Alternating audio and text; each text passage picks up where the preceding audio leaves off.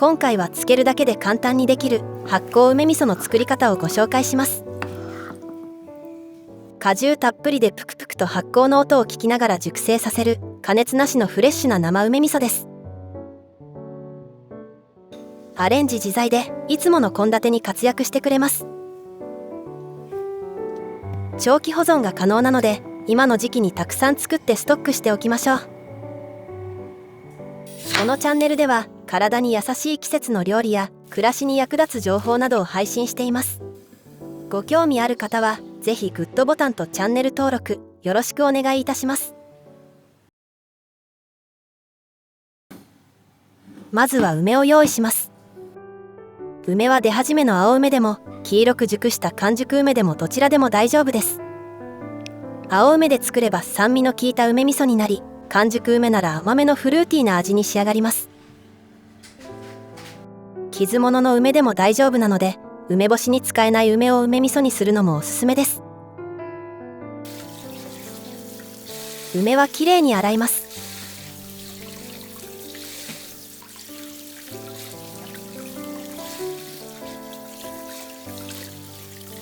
完熟梅の場合はアク抜きしなくて大丈夫なんですが、青梅の場合は4時間ほど浸水してアクを抜きます。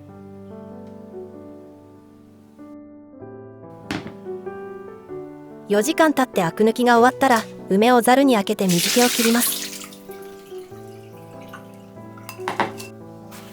キッチンペーパーなどで水分をしっかり拭き取りましょう。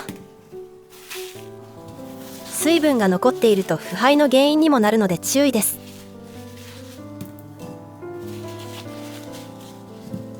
次は爪楊枝や竹串を使いヘタを取っていきます。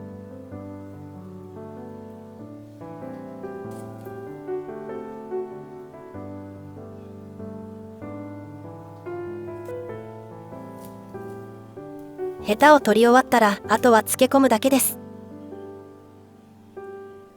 味噌は梅と同じ量を用意します。ここでちょっとしたポイントなんですが、味噌は原材料がお米、大豆、お塩だけのものを使うようにしてください。シンプルな材料で作られた味噌は発酵が続いていて酵母が生きています。生味噌と書いてあるものやパッケージに空気穴が開いているものも酵素が生きている味噌の特徴です。この穴が開いているおかげで味噌が呼吸をして酵素が生き続けられるんです。スーパーで手軽に手に入りますので、発酵梅味噌を成功させるためにも酵素が生きた味噌を用意してみてください。蜂蜜は 80g から 170g くらいの間でお好きな量を入れてください。今回は甘さ控えめの 100g で作っていきます。一般的な梅味噌くらいの甘さにしたい場合は 170g 入れてください。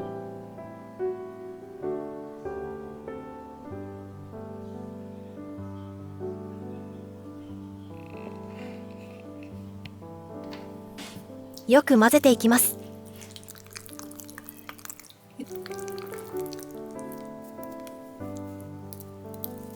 よく混ざったら下準備は完了です。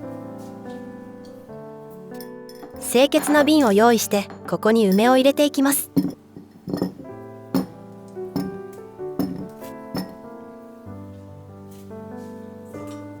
この上から味噌を流していきます。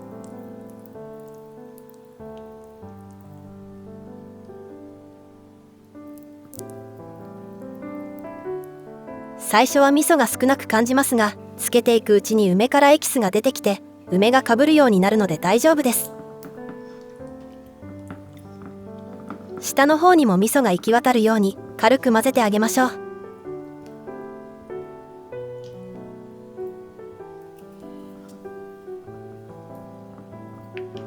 こんな感じで OK です。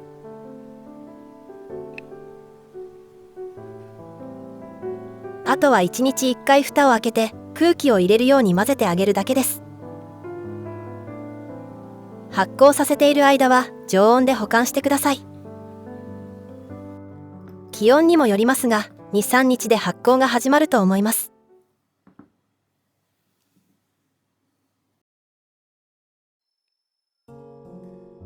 毎日1回混ぜてこれで3日経ちました。空気がプクプクしています。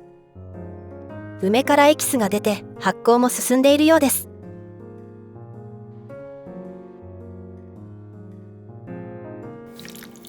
消毒したスプーンでしっかり混ぜてあげましょう。そうすることで頭が出てしまった梅もムラなく浸かります。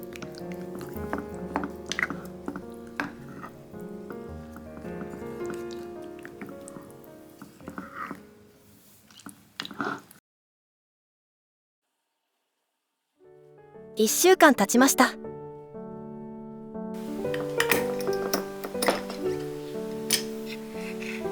梅がシワシワになっています。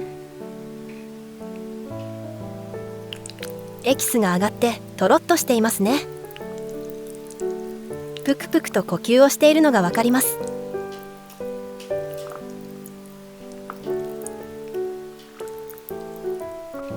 少しだけ味見をしてみたいと思います。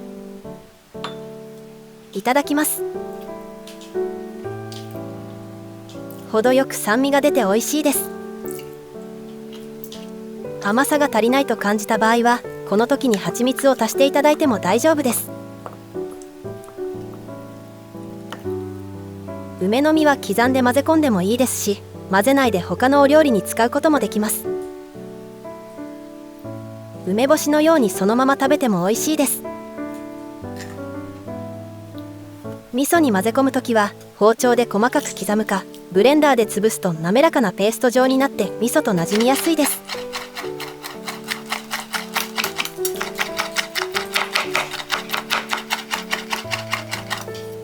梅の実を刻んで入れるとサラサラだった味噌が少しドロッとします。このままお豆腐にかけたりきゅうりにつけたりとさまざまなお料理に使うことができます。私は梅味噌おにぎりが大好きなのですが、おにぎりに塗るには少し緩いので、そういう時は使う分だけは加熱して水分を飛ばしています。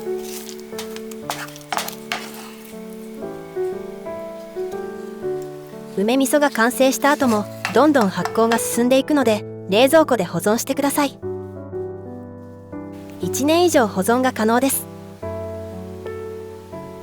真っ黒な方は5年ものの梅味噌です。熟成させるために冷蔵庫の奥に入れたまま5年間忘れていたんですが、しっかり熟成してくれていました。この梅味噌は火入れをしているので少し固めの仕上がりですが、カビなど入ることなく熟成できました。驚くほど濃厚な味。ここまで熟成が進んでいると薬効も高まっていると思います。この後、梅味噌のアレンジレシピもご紹介します。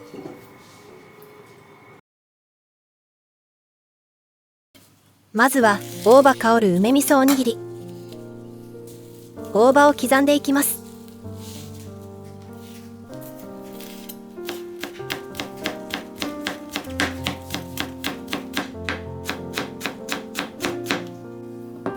温かいご飯に刻んだ大葉を入れたら、いりごまを入れてよく混ぜます。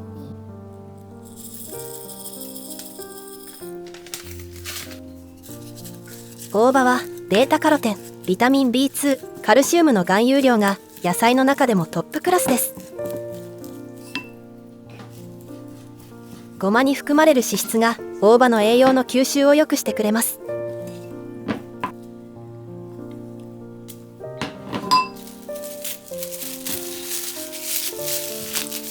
お好きな大きさに握っていきましょう。今回はトースターを使って焼いていきます。フライパンやグリルで焼いていただいても大丈夫です。トースターの天板にアルミホイルを敷いたら、くっつき防止のためにごま油を軽く塗ります。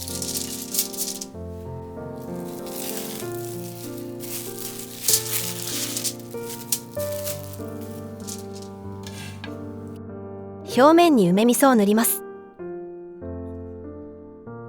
この梅味噌は水分を飛ばしたものです。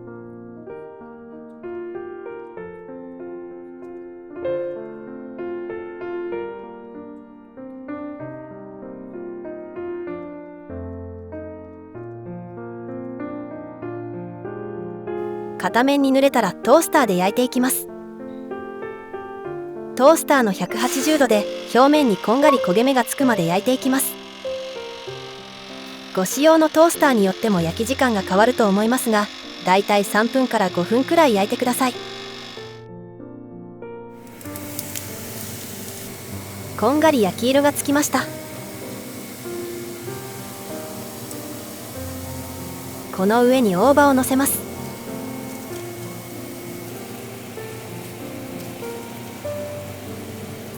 とても熱いのでやけどに注意しながら裏返します。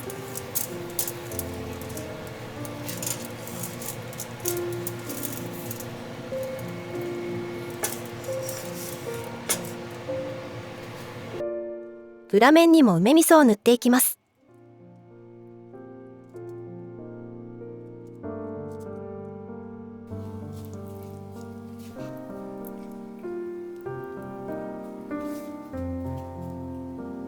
両方塗れたらこちらの面も180度で3分ほど表面に焦げ目がつくまで焼いていきます。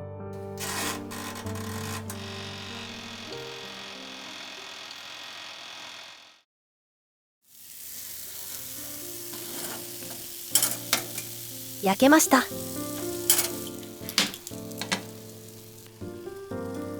香ばしい香り。大葉もパリッと焼けていて美味しそうです。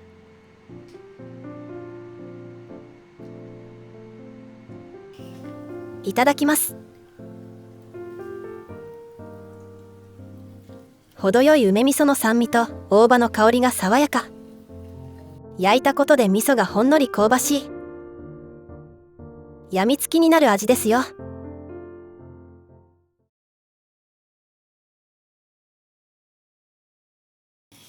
次は暑い日にぴったりの梅味噌ぶっかけ麺。きゅうりは先端を切り落としてからくるくるすると青臭さが抜けて美味しくなります。アクがたっぷり出ました。薄い斜め切りに切っていきます。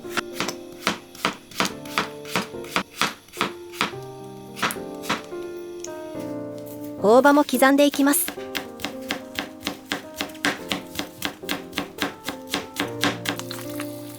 うどんを規定の時間で茹でていきます。麺を茹でている間にタレを作っていきます。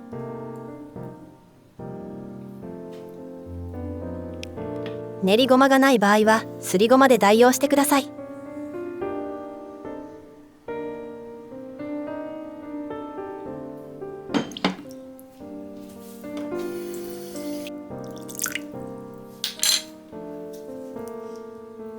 よく混ぜたらタレは完成です。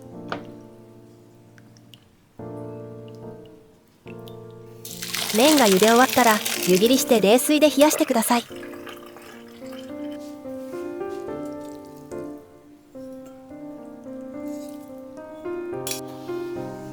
先ほど切ったきゅうりと大葉に加え、鰹節ものせます。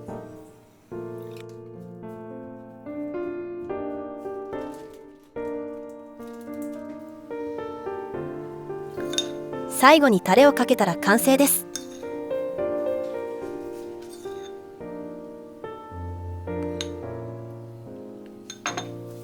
梅味噌の酸味、練りごまを入れたことでコクが出て、さっぱりと程よく濃厚な味わいです。ツナやささみを湯がいたものをのせても美味しいですし、納豆をのせるのもありですよ。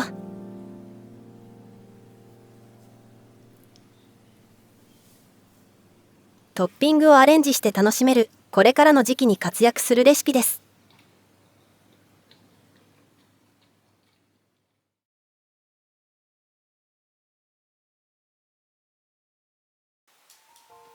つけるだけで簡単にできる発酵梅味噌、いかがだったでしょうか。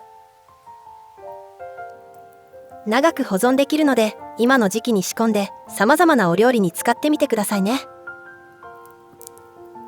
最後までご視聴していただきありがとうございました。